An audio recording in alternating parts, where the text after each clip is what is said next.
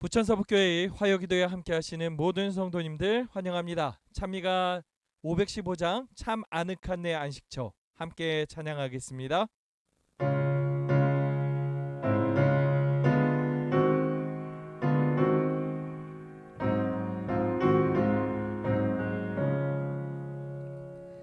참 아늑한 내 안식처 하나님 품이며 죄악이 없는 그곳은 하나님 앞일세. 오 예수 복된 주여 우리를 지키사 주 품에 더 가까이 이르게 하소서. 내 맘에 안이 되는 곳 하나님 품이며 내 주를 만날 그곳은 하나님 앞일세. 오 예수 복된 주여 우리를 지키사 주 품에 더 가까이 이르게 하소서. 조막이 속박했을 곳 하나님 품이며 평화가 넘친 그곳은 하나님 앞일세. 오 예수 복된 주여 우리를 지키사 주 품에 더 가까이 이르게 하소서.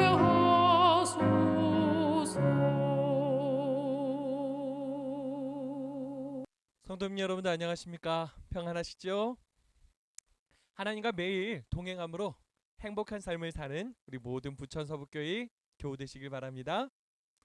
우리가 동행 묵상으로 고린도 전서를 또 이제 매일 아침 살피고 있습니다.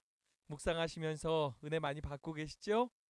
바울 사도는 고린도 전서를 통해서 우리의 교회가 어떠한 곳인지 그리고 어떠한 곳이 되어야 하는지에 대해 이야기해주고 있습니다.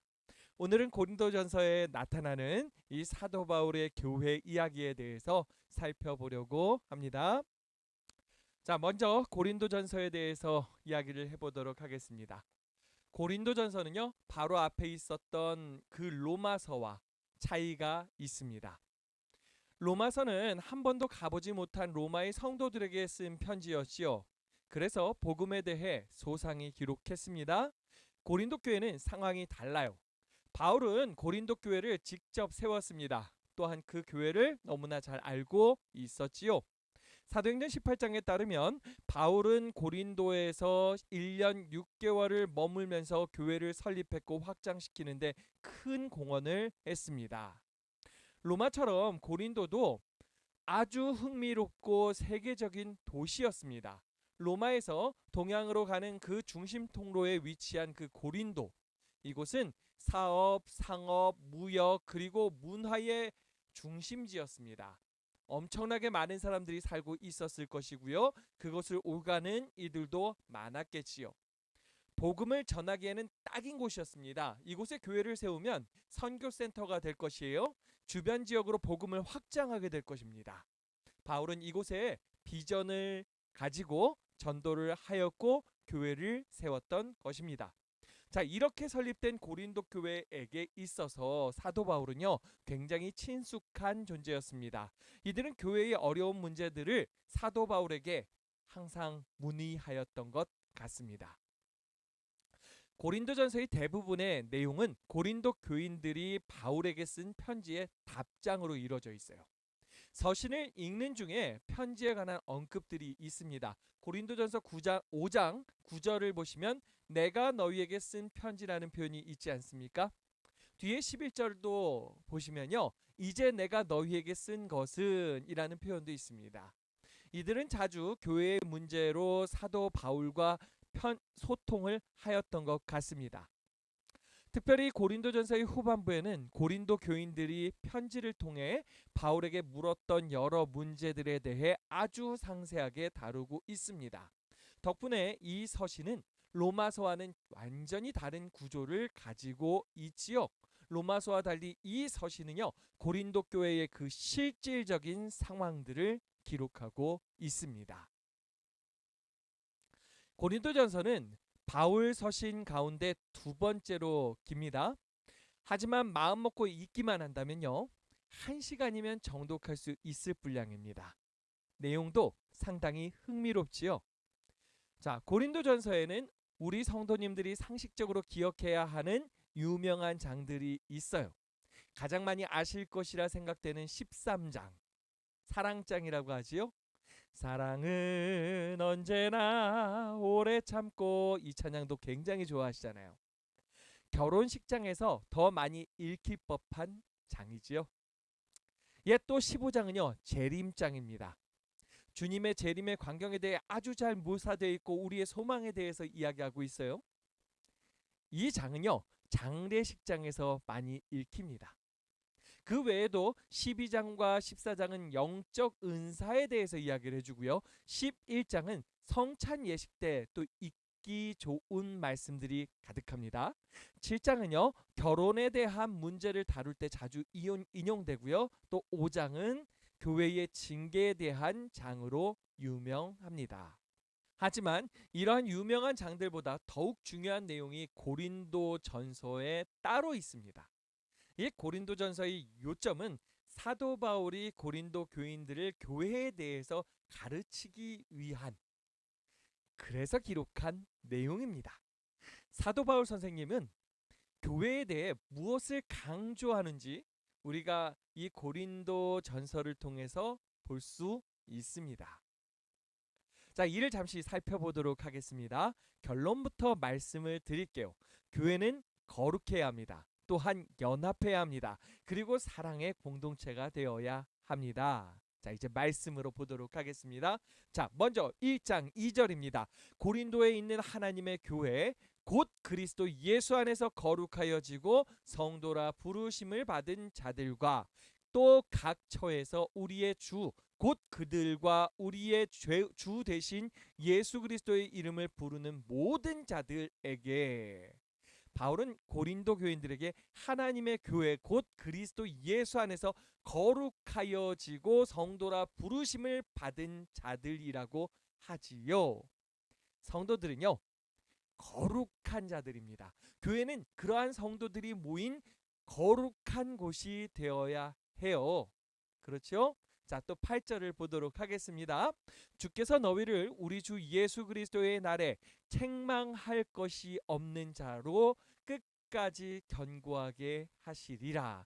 책망할 것이 없는 자로 견고하게 하신다. 예, 우리가 많이 들었을 거예요. 거룩의 의미는요, 구별되다입니다. 세상과는 구별된 존재들이에요. 하나님께서 그들을 마지막까지 견고하게 하실 것이라고 해요. 구별된 자로서. 예. 사도 바울은 이에 대해 1장과 2장에서 설명을 계속합니다. 1장 21절을 보면 이렇게 나와요. 하나님의 지혜에 있어서는 이 세상이 자기 지혜로 하나님을 알지 못하므로 하나님께서 전도에 미련한 것으로 믿는 자들을 구원하시기를 기뻐하셨도다. 이 세상의 지혜와 하나님의 지혜가 나누어집니다. 성도는요, 하나님의 지혜를 선택한 사람이에요. 그 하나님의 지혜로 내가 살아가겠다. 이 세상의 지혜와는 구분되게 되겠죠? 예. 그렇게 거룩한 인생을 살아가는 것입니다. 또 2장 14절을 보시면요. 육에 속한 사람은 하나님의 성령의 일들을 받지 아니하나니 이는 그것들이 그에게는 어리석게 보임이요 또 그는 그것들을 알 수도 없나니 그러한 일은 영적으로 분별되기 때문이라. 육에 속한 사람의 눈에는요 성령의 일이 어리석고 하찮게 보입니다. 오직 거룩하게 구별된 이들에게만 이 성령의 일이 귀하게 보이는 것입니다. 구약에서도 하나님은요 자신의 백성들에게 거룩하라고 요구하시지요. 그 거룩하라는 이유가 이와 같은 이유 때문입니다. 하나님의 것을 특별하게 볼 수 있는 능력을 갖춘다라는 거죠. 마찬가지로 교회 역시 거룩할 필요가 있어요. 하나님의 거룩에 대한 요구가 3장 16절 17절에 이렇게 나옵니다. 너희가 하나님의 성전인 것과 하나님의 성령이 너희 안에 계시는 것을 알지 못하느냐. 누구든지 하나님의 성전을 더럽히면 하나님이 그 사람을 멸하시리라. 하나님의 성전은 거룩하니 너희도 그러하니라. 우리의 몸이 하나님의 성전이다. 우리가 너무너무나 잘 알고 있지 않습니까? 이 성전을 거룩하게 하기 위해서 우리는 음식도 구별하고 우리의 삶을 하나님의 원하시는 대로 살아가고자 구별하지 않습니까? 예. 이 거룩함에는요 순결의 개념도 포함되어 있습니다. 교회는 순결해야 하지요. 5장을 보시면 교회 안에 행해진 음행의 이야기를 다루고 있는데요. 한 사람이 계모와 동침을 하게 됩니다. 교회는 이를 알고도 그들에게 아무런 조치를 하지 않아요. 오히려 자신들의 관용을 자랑하고 있습니다. 바울은 이러한 모습에 기가 찼고 그들을 책망하기 시작했습니다. 5절을 보시기 바랍니다. 이런 자를 사탄에게 내주었으니 이는 육신은 멸하고 영은 주 예수의 날에 구원을 받게 하려 함이라. 너희가 자랑하는 것이 옳지 아니하도다. 적은 누룩이 온 덩어리에 퍼지는 것을 알지 못하느냐. 교회가 죄를 알면서도 불구하고 그 죄를 용납하고 있는 것은 절대 있을 수 없는 이야기라는 것입니다. 그런데 조금 이상하지 않나요? 바울은 죄를 저지른 당사자에게 화를 내기보다 이를 조치하지 않고 있는 교회에게 더 화를 내고 있다라는 것이에요. 왜 그래야 했을까요? 사도 바울은 적은 누룩이 온 덩어리에 퍼지는 것이라고 이야기를 합니다. 굉장히 두려운 사실이죠. 마치 우리의 몸에 암이 생겼는데 조치하지 않고 가만 놔두면 이 암이 어떻게 돼요? 전이 되지요. 온몸에 퍼지게 될 수도 있다라는 것입니다. 이 죄를 갖다가 그냥 두었을 때 교회 전체에 퍼지게 되고 이 죄로 잠식되게 만들어 버릴 수도 있다라는 거예요. 바울은 이에 대해서 강력하게 이야기합니다. 7절 너희는 누룩 없는 자인데 새 덩어리가 되기 위하여 묵은 누룩을 내버리라. 묵은 누룩을 어떻게 하라고요? 내버리라고 합니다. 우리의 유월절 양 곧 그리스도께서 희생되셨느니라. 우리 지난 안식일날 이와 비슷한 표현을 로마서의 마지막에서 보지 않았습니까? 예, 떠나버려라 이런 표현까지 있었죠. 예, 비슷한 것 같습니다. 바울은요 교회에 순결을 요구합니다. 교회가 거룩한 곳이 되어야 한다라고 합니다. 죄를 발견했으면 죄를 용납해서는 안 된다라고 합니다. 그 이유는 우리의 복음이 이 죄로 인해 잠식되거나 오염될까 걱정하는 것입니다. 실제 복음이 변질될 수는 없겠지요. 하지만 복음 자체가 변질되는 것이 아니라 우리 안에 있는 이 복음에 대한 자세, 마음, 이러한 것들이 변질되는 것을 이야기하는 것입니다. 그것이 걱정스러운 거죠. 바울은 그들을 징계함으로 죄에 대한 경각심을 갖게 해야 된다라고 하고 있습니다. 바울은 더욱 강력하게 음행하는 이들과 사귀지도 말라고 하고 있습니다. 바울은요, 또 6장으로 넘어가서 이 교회의 순결에 대한 문제를 다시 한번 제기합니다. 고린도 교인들에게 순결을 지키기 위해 세속화와 권력욕마저도 버리라고 당부하고 있어요. 9절을 함께 볼까요? 불의한 자가 하나님의 나라를 유업으로 받지 못할 줄을 알지 못하느냐 하면서 그 뒤에 어떤 일들이 정말 경계해야 될지를 이야기를 해주는데, 미혹을 받지 말라. 음행하는 자나 우상 숭배하는 자나 간음하는 자나 탐색하는 자나 남색하는 자나 도적이나 탐욕을 부리는 자나 술 취하는 자나 모욕하는 자나 속여 빼앗는 자들은 하나님의 나라를 유업으로 받지 못하리라.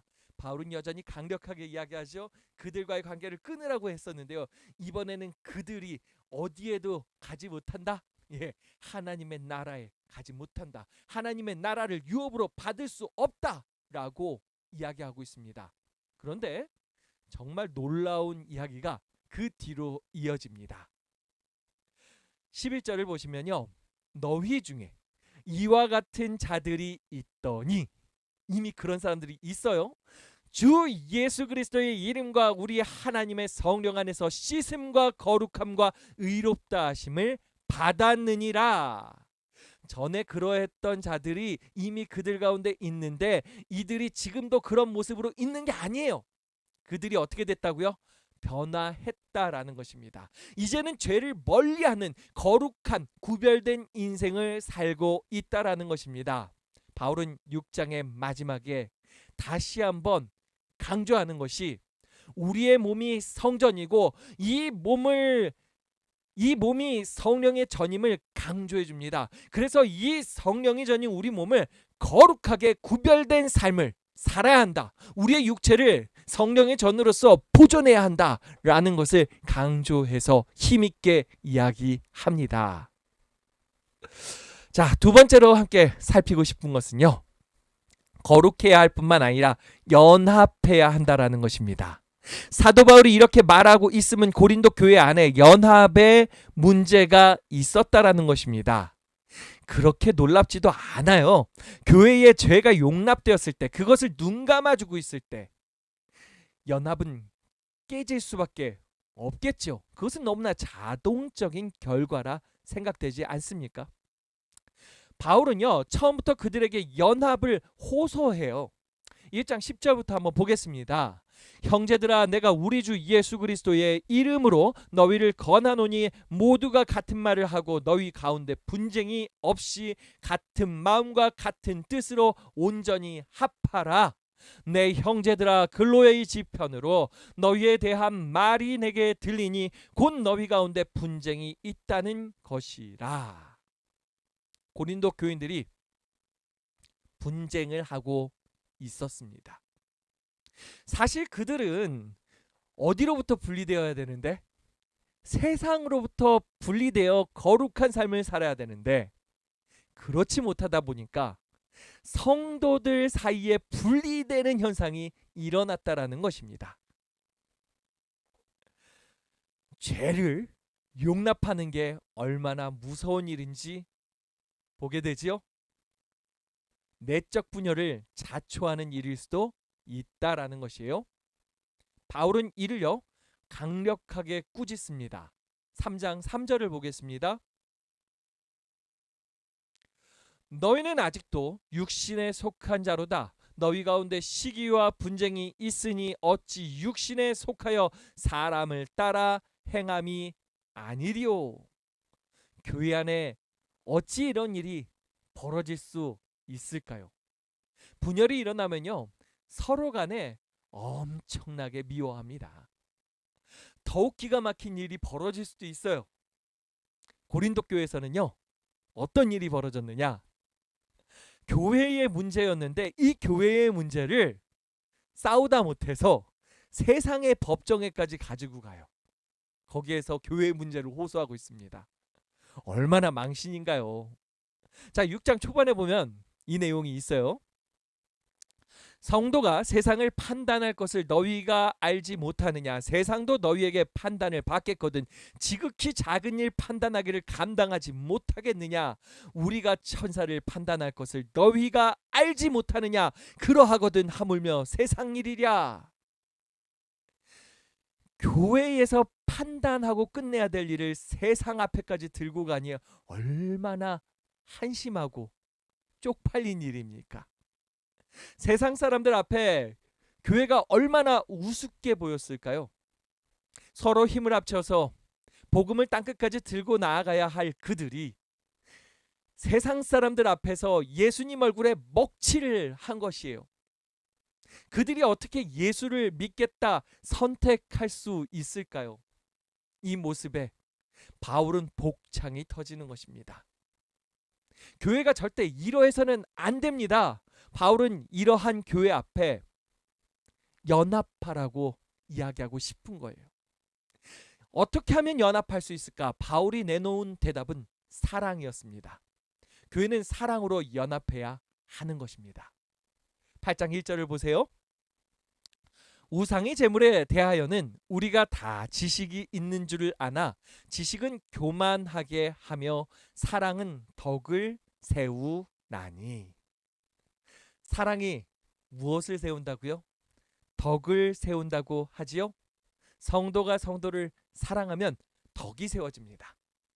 성도가 내 이웃을 내 몸과 같이 사랑하면 하나님께서 영광 받으시고 높여짐 받으십니다.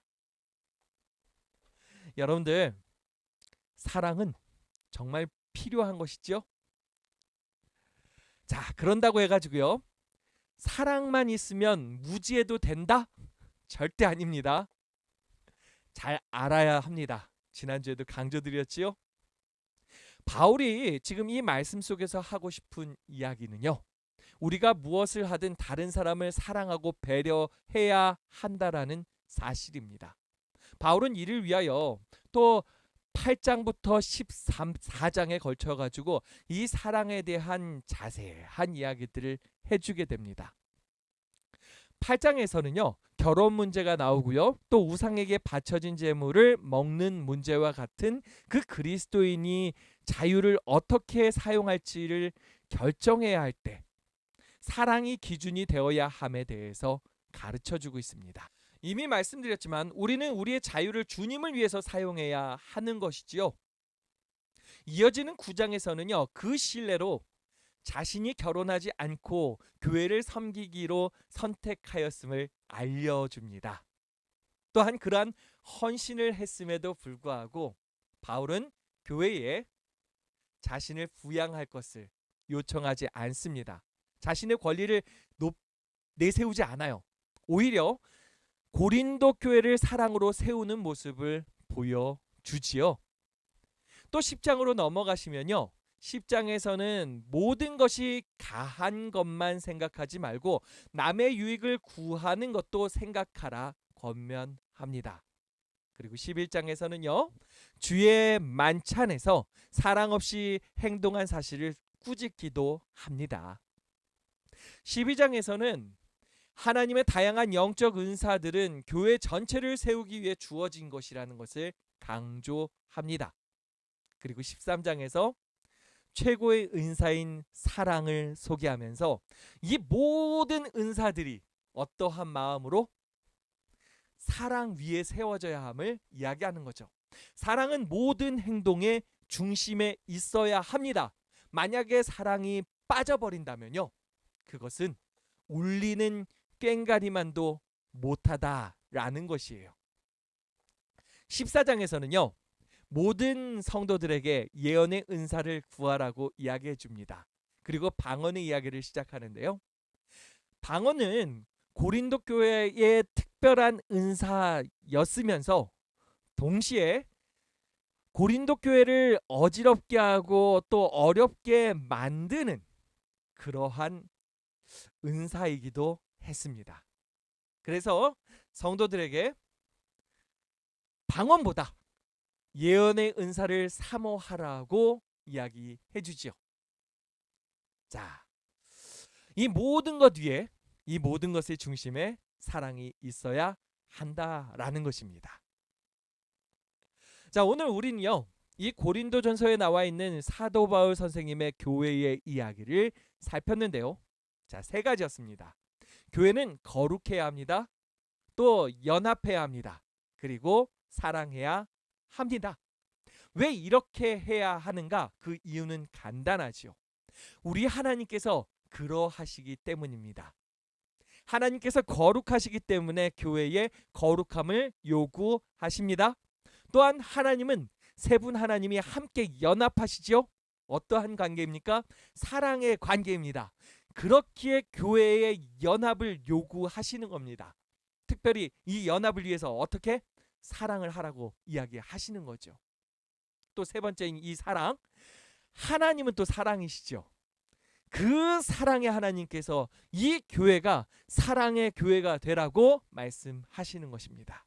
교회는 내부적으로 성도들 간에 사랑해야 해요. 그리고 더 나아가서 외부적으로 내 이웃을 내 몸과 같이 사랑할 수 있어야 한다라는 것입니다.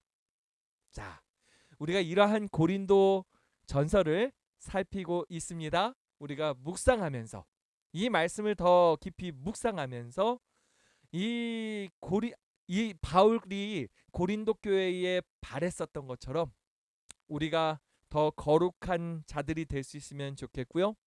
우리가 더 사랑으로 연합하는, 그리고 사랑을 가지고서 나아갈 수 있는 그러한 성도 또 교회 되기를 바랍니다. 많은 은혜 받으시길 바랍니다. 말씀을 마치겠습니다. 하나님이 늘 우리와 함께 하십니다. 이제 함께 기도하는 시간을 갖겠습니다. 기도 제목을 확인하시고요. 음악이 마칠 때까지 기도해 주시기 바랍니다.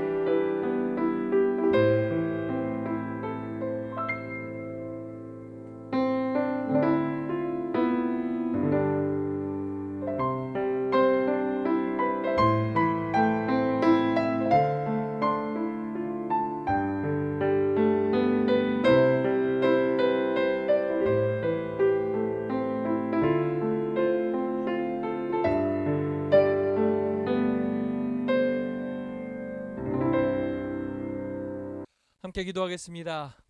사랑 많으신 아버지 하나님, 우리가 고린도전서의 말씀을 통해 하나님이 원하시는 교회의 모습이 무엇인지를 생각해 보았습니다. 우리로 하여금 더 구별된 교회 될 수 있게 하여 주시옵소서. 거룩한 모습 가질 수 있게 도와 주시옵소서. 또한 주님, 간구들이 오니 더 연합할 수 있게 도와주시옵소서. 우리의 부족함 때문에 사랑하지 못하는 이 연약함을 도와주시고 더 사랑하는 교회로 일어날 수 있도록 하여 주시옵소서. 우리 성도들 간에 더욱더 깊은 사랑 나눌 수 있게 도와주시고, 또한 우리의 이웃들에게 정말 사랑으로 나아갈 수 있게 도와주시옵소서. 주님께서 우리 교회를 더 아름다운 교회, 더 주님을 위해서 열심히 나아가는 교회 만들어 주실 것을 믿고 감사드리며, 또 남은 한 주간의 삶 속에서도 주님과 동행함으로 승리하는 그리스도인 만들어 주실 것을 믿고 감사드리며 사랑의 예수님 이름으로 기도합니다. 아멘. 예배가 마쳤습니다. 우리 성도님 여러분들, 남은 한 주간도 승리하시고요. 더 거룩하게 사랑으로 연합하는 우리 교회 만듭시다. 자, 이번 주 금요일 날 만나도록 하겠습니다. 평안한 한 주 되십시오.